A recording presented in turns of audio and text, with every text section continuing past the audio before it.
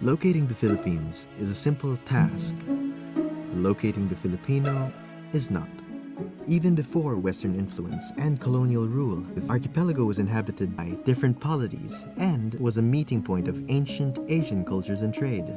Defined by diversity and transit, is it even possible to determine who the Filipino is?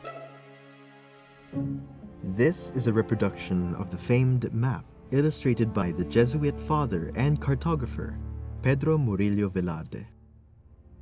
The original had engravings of the diverse peoples and vignettes of daily life in the islands. It was an important reference for maritime routes between Spain, the Philippines, and Mexico in the 1700s. Intricately and precisely drawn, the Murillo map is both a historical treasure and masterpiece in cartography. Prior to these maps from the colonial era, we did not have an image of the Philippines as a nation. The Philippines is an invention born out of colonial interest. Before this, the islands between China and the ancient kingdoms of Indonesia and Malaysia were inhabited by multiple polities, ruled by their own kings, chiefs, rajas, and sultans. Each society had thriving economic and cultural relations with the Chinese, Arabs, other Southeast Asian kingdoms, and each other. The Ling Ling-o is one of the surviving artifacts from the pre-colonial period.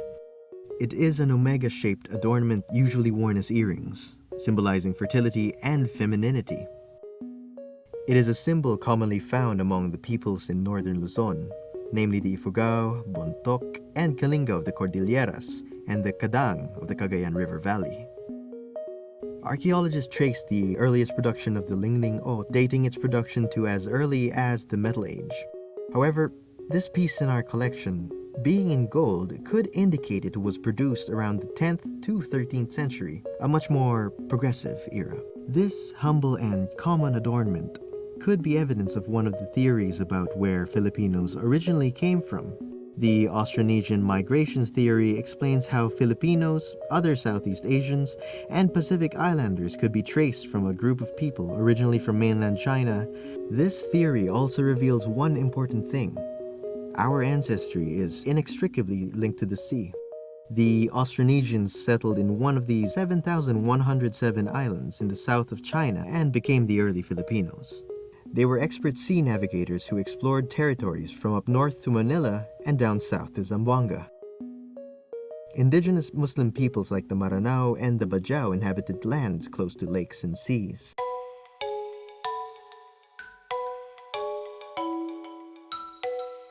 They voyaged constantly in their intricately carved boats with colorful sails. This is a scale model of a Maranao Vinta from the Ayala Museum boat collection. The Vinta is distinguished by its sail of colorful vertical stripes. This boat is used to carry goods and people from island to island and has a hull carved like a sarimanok, a mythical bird often mentioned in their lore and depicted in their arts.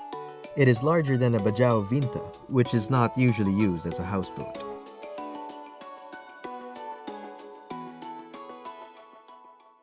A long history of migration, the development of distinct cultures in the islands, who were later politically joined by colonial conquest, are perhaps reasons why it is so difficult to find the Filipino, because we are all Filipino by circumstance rather than culture.